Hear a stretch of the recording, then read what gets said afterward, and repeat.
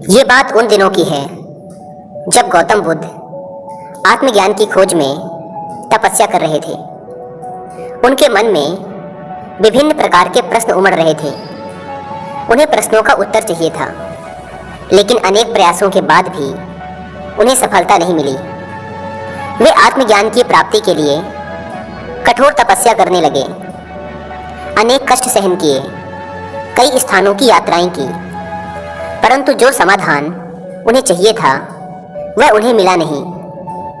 एक दिन उनके मन में कुछ निराशा का संचार हुआ।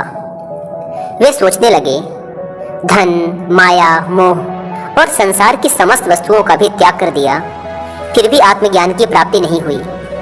क्या मैं कभी आत्मज्ञान प्राप्त कर सकूंगा?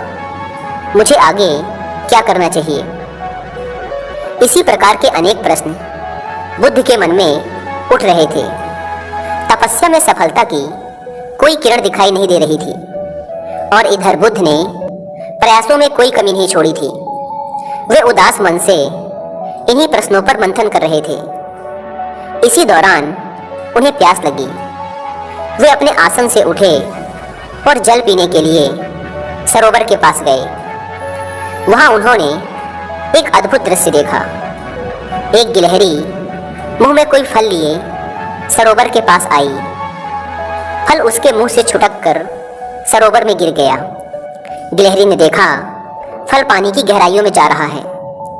गिलहरी ने पानी में छलांग लगा दी। उसने अपना शरीर पानी में भिगोया और बाहर आ गई।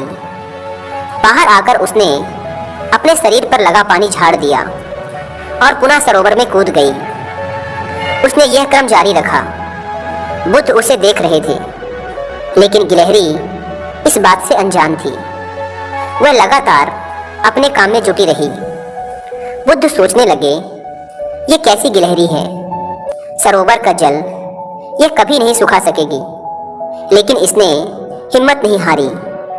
यह पूरी शक्ति लगाकर सरोवर को खाली करने में जुटी है।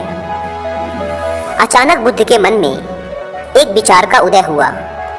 यह तो गिलहरी है, फिर भी अपने लक्ष्य को प्राप्त करने में जुटी है। मैं तो मनुष्य हूँ।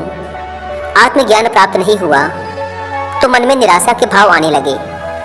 मैं पुनः तपस्या में जुट जाऊंगा। इस प्रकार महात्मा बुद्ध ने गिलहरी से भी शिक्षा प्राप्त की और तपस्या में जुट गए।